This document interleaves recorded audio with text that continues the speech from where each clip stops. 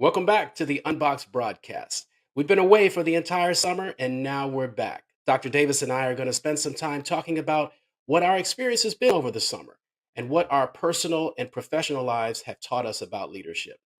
We're excited you're here. We're ready to dive in. So stick around as we help you unbox the power and potential of your leadership. I'm Dr. Robert Davis, family life educator and leadership coach.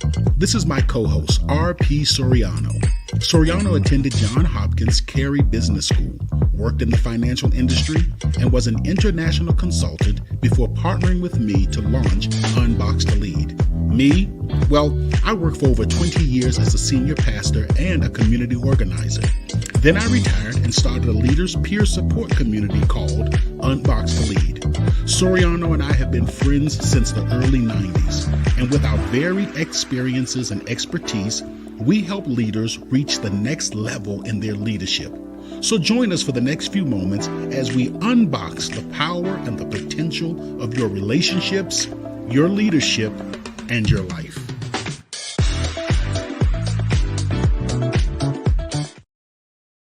Welcome back, one and all, wherever in the world you may be. I'm RP Soriano, and with me, as always, once again, is Dr. Robert Davis. How are you, my friend? Man, I'm doing wonderful. I have missed, even though you and I have been in contact, of course, this entire summer, I have missed being in this broadcast with you. I know we needed a much necessary summer break, but now we are back with our sleeves rolled up, and I am truly excited. Thank you for asking. How you feeling?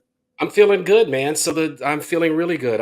Like you. I'm glad to be able to have this outlet once again, to be able to talk to our friends and our followers out there, and to just share our experiences about leadership. So I'm happy to be back.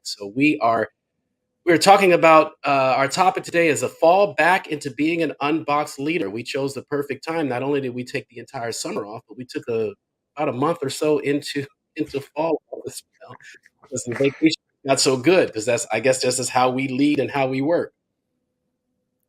But we're But back. That's all that matters. We're back by we're back. popular demand. Today, we're going to talk a little bit about what we've been doing this summer, how it's helped us along our leadership journey, and what's new with Unboxed to Lead.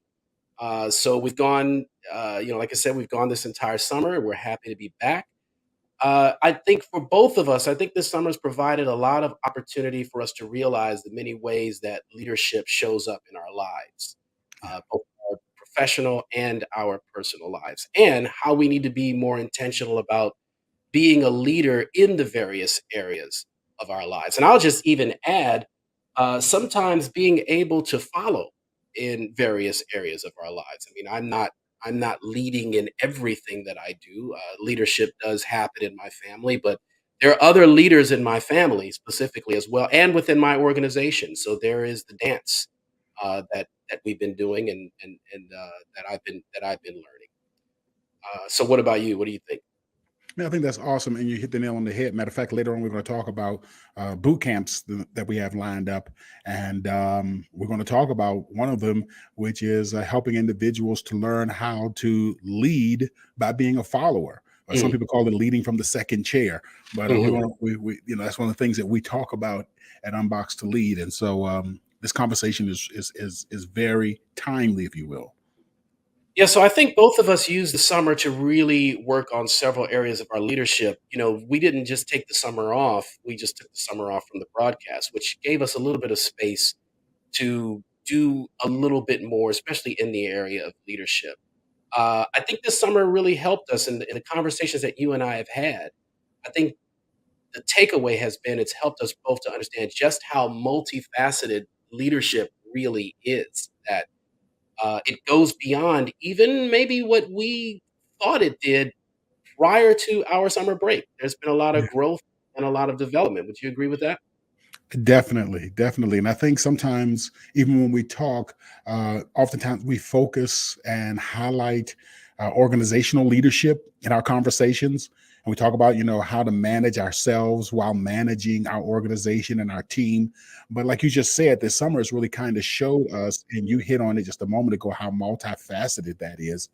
and that it's beyond just leading an organization. Leadership, goes into multiple dimensions within our lives. Yeah, there's really no taking any part of it off. I know sometimes like you just said, it can be the focus can be organizational, but then sometimes we're not minding the store, if you will, when it comes to our own personal relationships, our family relationships, our friendships, and all these kinds of things. And so, I think that's really been the lesson. I think you really get that, especially with family, because it's summer break and you get uh, almost this unlimited time to be with family, especially if you have young Exactly. so that happens. So anyway, let's dive into this. I know there's some areas of leadership that you want to focus on that we took time to work on over the summer. So what are those areas you want to take a look at? Yeah, and I hope that our um, insight and our experiences will be beneficial to other leaders who are watching this. But we and I in our conversations, you and I in our conversations have discussed specifically four areas of leadership that we noticed this summer that we were responsible for. And I think four areas of leadership that we've been intentional in growing in. And the first one that we've talked about is leadership within ourselves. And I think about that from the perspective of the intentional work on self growth. One of the things that we talk a lot about, and I kind of really grasped it this summer, we talk about thinking and how important it is for a leader to develop thinking skills. And so, one of the areas, and I know there's other things you've been working on, but I want to just talk about one of the things that I was working on this summer was increasing my ability to be a better thinker and to analyze how I'm thinking. I've been reading a couple of books that are on this subject, just specifically about thinking. And I look back, even like as a father, I think to myself, one of the things that I wish I had done better or that I was more equipped to do was to teach my children how to think, especially within making decisions accompanied to relationships. And I'm not talking about romantic relationships, I'm just talking about relationships in general. I think sometimes as parents, we will say, "What were you thinking?" Or, "Man, come on now, you got to think. Don't do that. You got to think about it." But we don't actually teach our children the science of thinking. And part of that is because many of us, we kind of go off of experience, but we don't have a actual strategy or methodology to bring ourselves into a thinking space. And so this summer, this is something I've really been intentional working on is kind of helping to refine and to develop a process for myself on how am I going to become a more intentional and better thinker. And I think that with this process, it'll help me to be able to share with others. Here's what I do in order to be more intentional about thinking, to develop a strategy and a process for my thinking, a way to challenge my thinking, etc. And then, so that others can do something very similar within their lives. So that has been there's a lot that I can talk about as it relates to self growth, because when you start at zero and you make it up to number one, there's a lot of steps in between there. So as a whole, I could talk about, but that's the main area I wanted to kind of focus on today. Yeah, I call that go improving from awful to bad. Some improvement there, right? That's Uh, improvement, man. yeah. Hey, do me a favor. Tee up the actual four topics we're going to talk about. You started with leadership within ourselves, and you focused on self growth. But can you introduce the other three so that we can just Yeah, have of that course. the So as I've already started talking about leadership in ourselves, then we're going to talk about leadership in our families, leadership in our communities, and then leadership within our organization. And for us, that's leadership within Unboxed to Lead. And I hope that, as we talk about what we're doing with Unboxed to Lead, it will spark some ideas on how other leaders can look to grow their various organizations as well. We'll talk about our experience with our organization, and hopefully that will inspire others to think about what they're doing to grow their organization. So those are the four: leadership within ourselves, leadership in our families, leadership in the community, and leadership within Unbox to Lead, or leadership within the organization. yeah. So for me, the thank you for that. So for me, the self growth has I think I've been more intentional ab- about listening. Uh, Mhm. that is an area that I've always struggled with, and that includes not only professionally, but also within my family, is hearing everyone out and not just listening to argue, not just listening for the sake of a counterpoint and what I'm gonna say next, but actually, I guess what they call the distinction between listening and hearing or hearing and listening. Uh, but one of those is what I'm actually supposed to be doing. And I think I've grown like you, I've gone from 0 to about point zero 0.05. So there are people there are people who would argue that I've made no improvement, but knowing how I am and who I am, uh, I've been more intentional, and I think that that's been a lot helpful, especially with my kids, especially in my marriage.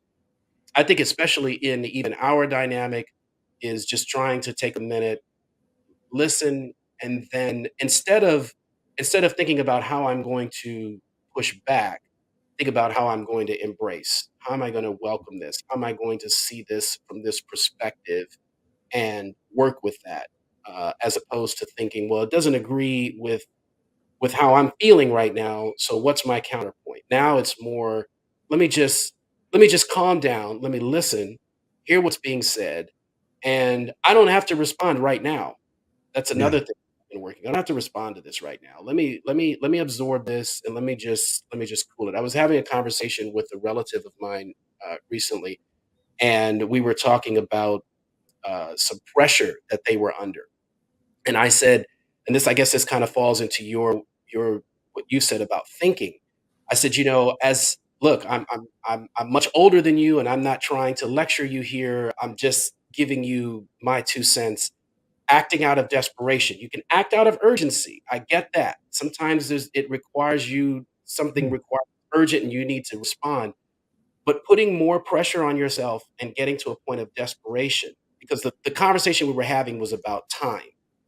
Yeah. And I said, when you look back on this, it's not going to feel the same way. You're really going to look back on it and go, oh, actually, it wasn't as long as I thought it was. Yeah. But when you're under the gun, it just feels like you've got to react now. But I said, if you respond under pressure, what happens is you start the real concern was the pressure for them to act was going to have an impact on a relationship.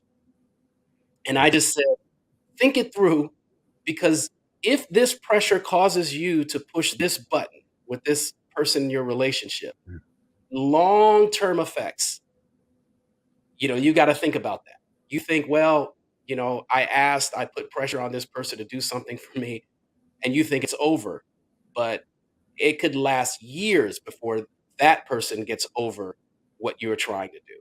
And you're only Yeah. doing it because you're acting out of desperation. So that was kind of my thing. And that's something that I'm learning is this really that pressing? Do I have to do this now? Can I think about this? Can I listen to listen, pay attention to what's going on and go on from there. So that's been my self-growth experience. And I think that a lot of our, and we've talked about this as well, a lot of our self growth comes out of our self care.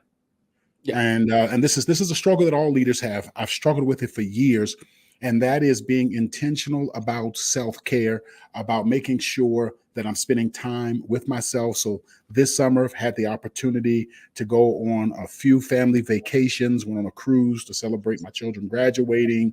My wife and I did a few weekend getaways. Just time for us to spend time bonding and renewing and kind of working on myself, spending time in nature. I've been quite intentional about getting to the gym and exercising. And I think as you talk about self growth, I think that self growth comes out of self care. Yeah. So, I've had the opportunity to do a few 14ers. This is the first year in Colorado that I hiked the 14ers by myself and didn't have my son with me. Mhm. I missed him tremendously. I tried the old fashioned guilt him, but he's very focused on his academics. And so he declined for the purpose of being able to focus on his academics. And so it crushed me like a grape. But I did it anyway because I needed to get out into nature. I needed to find that time. So that was part of my self care was and part of my self growth was saying I need to spend time with myself, and I consider that a real dynamic of leadership. I think if you can't lead yourself, it's impossible to lead others. And if you can't lead yourself to self growth and self care and spiritual renewal and self health, if you can't lead yourself, then it's going to be impossible for you to be able to lead other people. So this was something that really clicked with me this summer. That to lead others, I first have to lead myself. That Yeah. I'm the most important Sorry. organization. I'm sorry. I'm the most important organization that I'm responsible for leading. Yeah, and I think it seems obvious, but I guess it begs to be said is that if you can't care for yourself, you really can't care for others Yeah. as you should. I know sometimes we have that sacrificial lamb kind of thinking in leadership, uh, you know, laying it all out on the line, sacrificing everything in order for the organization to grow. And that has very diminishing returns. And at some point in time, you're going to feel it. It's going to show up either in your health, in your family, or some other way. So I know that last December when we were on vacation, I had made a commitment to kind of this the same thing with my self care. And one of the ways that I do that is I started journaling every day, and and I put in certain type of rewards for that experience. I started with kind of just a regular ballpoint pen, and I told myself if I can journal, for 6 months straight, pretty much every day, I'll reward myself with a fountain pen. I got really into the experience of writing by hand. It's incredibly therapeutic. It Uh, is. Something about the pen on the paper. There's all kinds of things about it. I won't dive all into it here, but I've rewarded myself with that, and and I've seen myself grow. It's my time. It's something that I do, and that I'm very guarded about. I like the reflection piece of it.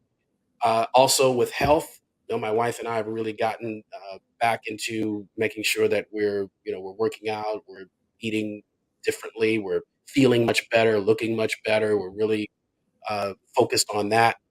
Uh, I've also we've also I focused on getting. I've got you as my coach, but I also have another coach that I work with. I Yeah. have We have therapists, family therapists that we work with. All of this stuff has been incredibly helpful. And I think it all, as we talk about these first things you talked about thinking. I talked about listening. Uh, Yeah.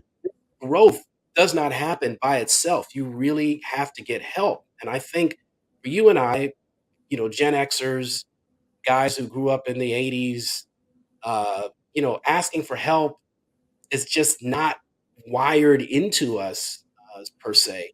And I just saw the trajectory of my life really going in a much more positive direction when I started to realize, okay, this is out of my depth. I need to get some help in this particular area. Yeah. And also asking people for help, the willingness of people to come through and to do favors or to offer suggestions, whatever the case may be. All of that has been incredibly beneficial. So uh, self-care is the area of my life I wish I had discovered much earlier in life. Yeah. I feel a lot of I would have hurt a lot less people in my life, Yeah. uh, and I would have had certainly a lot less stress in my life had I Yeah. learned. Because I think the opposite of that is when things go wrong, we tend to punish ourselves with something, drugs, alcohol, eating, whatever it is, as opposed to doing something good for ourselves. And one of the things I love to break my arm, pat myself on the back. But one of the things I also recognize as I talk about leadership was one of my leadership deficits. This summer, I did a poor job of really focusing on my spirituality. One of the things that is so important to me for my spiritual growth is taking time for mindful meditation. And I noticed that I was getting up later during the summer. I was less disciplined. I had a very difficult time rebounding from our family trips and getting back into the groove. I'm appreciative of the fact that my exercise regimen, my diet regimen, was very disciplined. But I noticed that my spiritual discipline took a real serious hit. So, when we talk about leadership, especially leading ourselves, that's one component that we have to be very intentional about, and taking that time to just set aside. And like for me, it was prayer, it was meditation, to be able to just focus the mind. That's the first step to becoming a great thinker, is to be able to center and focus the mind. And I really found myself struggling with that this past summer. And so, like I said, after all the great things that I want to applaud myself for, that was one of the areas when we talk about self-care or leading ourselves that I really and self-growth that I really struggled with. Yeah, and likewise, I think that that tends to be when things, especially, I think with spiritual life, sometimes we tap into that when things are challenging, Yeah, right? And when things are kind of moving along, there tends to be or it's just keeping a bunch of balls in the air, right? So when you turn up your physical, uh, when you do these other things, sometimes it that kind of falls off, and that's happened for me as well. And I value my meditation practice and am try to protect that the way I would protect my own children. yeah, And I have not been doing a good job of that as well. But what I've realized is that for me in my mindfulness practice, or my overall Buddhist practice, is that these things, mindfulness supports each other.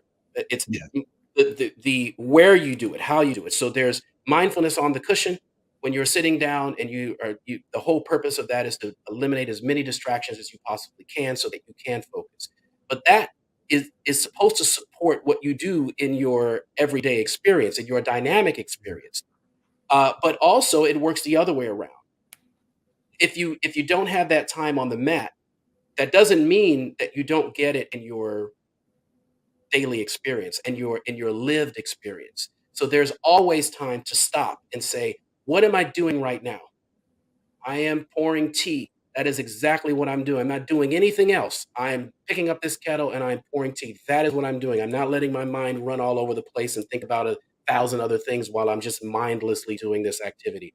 When I'm walking, I know that I'm walking. When I'm sitting, I know that I'm sitting. When I'm standing, I know that I'm standing. I'm aware of these things, and I'm aware of the sensation and the experience of all of it. And then that goes into supporting my time on the mat, because I'm coming to the mat as a calmer, more aware person. So missing one thing doesn't necessarily mean you just throw out the baby with the bathwater, right? That you can, each thing supports it. And the mhm, more mindful you are as you're moving about, the more you will find yourself compelled to get into that distraction free sitting experience. But the spiritual piece is very important. I think it's more important than ever in the world that we live in, whatever your tradition is. And when I say spiritual, I think of also morals, values. So it may not necessarily be a dependence or a belief in a higher power, but it is about your values and nurturing your values and spending time making sure that my values will hold no matter what happens in my life.